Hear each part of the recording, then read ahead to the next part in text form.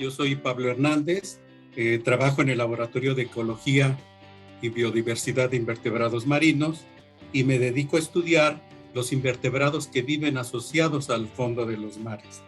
Como sabemos, los mares ocupan alrededor de las 2/3 partes de la superficie terrestre y en particular sus fondos, los fondos blandos, limos, arcillas, arenas, es el hábitat más extenso y representa alrededor del 60% de su superficie. Esas dimensiones, desde luego, en primera instancia implicarían la presencia de una amplia variedad de formas de vida en estos sistemas. A nivel de grandes grupos, en principio esto es cierto. Es decir, los biólogos, en términos generales, clasificamos a los organismos que viven en el planeta en 34 o 36 grandes grupos que nosotros llamamos fila. 29 de estos grupos habitan en los mares y de ellos 14 son endémicos, es decir, 14 de estos grandes grupos viven exclusivamente en los sistemas marinos. Pero esta elevada biodiversidad se ve reflejada en las especies que habitan los mares. Pues ahí tenemos un gran problema, porque en realidad no sabemos cuántas especies habitan nuestros sistemas marinos. Hasta el momento se han descrito alrededor de 230, 275 mil especies marinas. Algunos estudios, sin embargo, calculan que pueden existir hasta 1 millón o 1.4 millones de especies en ellos. Es decir, solo conocemos alrededor del 20% de las especies que habitan nuestros mares. Del 80% no conocemos cómo son y sus características, ni en particular dónde se distribuyen. Este problema se ve más acentuado si tomamos en cuenta que de las especies descritas hasta ahora, la mitad de ellas pertenecen a 3 grupos: crustáceos, moluscos y peces. Es decir, los otros 26 grandes grupos que habitan en los mares prácticamente son desconocidos.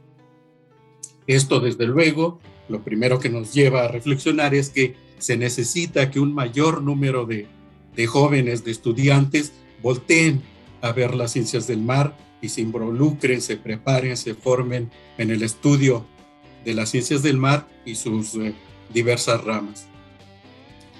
En particular, en la actualidad se describen alrededor de 16,000 especies, 16,000 nuevas especies al año. Esto implica que para conocer toda nuestra fauna que habita en los mares, necesitaríamos alrededor de 400, 500, 700 años, considerando que mantenemos la capacidad académica que tenemos en la actualidad. Es decir, esto es un gravísimo problema. Y esto, además, se ve incrementado el problema, ya que algunos estudios han inferido, haciendo predicciones de que alrededor de 25,000 especies se extinguen al año en nuestro planeta. Es decir, existen especies que se están extinguiendo sin siquiera conocerlas. Esto es un grave problema que tenemos. Pero ¿qué pasa en México? ¿Cuál es el nivel de conocimiento que tenemos en el país? Pues sigue la misma tendencia. Conocemos muy poco de nuestros mares. Y esta problemática se ve además acentuado por el hecho de algunos factores en particular. Uno de ellos es que somos un país, un pueblo de tierra. Un pueblo donde la mayoría de nuestra cultura, economía, planes de desarrollo están ligados a la parte terrestre. Volteamos muy poco hacia nuestros mares. Y de hecho conocemos, por tanto, muy poco de lo que ahí sucede, tanto en la parte biológica, en la parte química, física o geológica.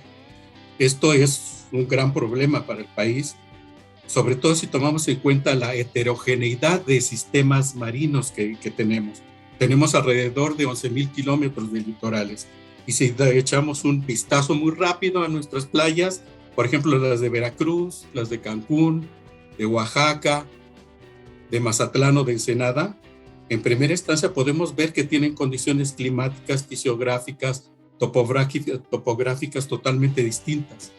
Esta heterogeneidad ambiental debería reflejarse en la biodiversidad de nuestros sistemas marinos, ya que muy posiblemente diferentes especies habiten bajo condiciones distintas, las condiciones distintas de nuestras playas. Es decir, tenemos mucho que hacer en nuestros mares. Necesitamos con urgencia incorporar a nuevos jóvenes, estudiantes que participen tanto en la docencia como en la investigación de las diversas áreas de la oceanografía.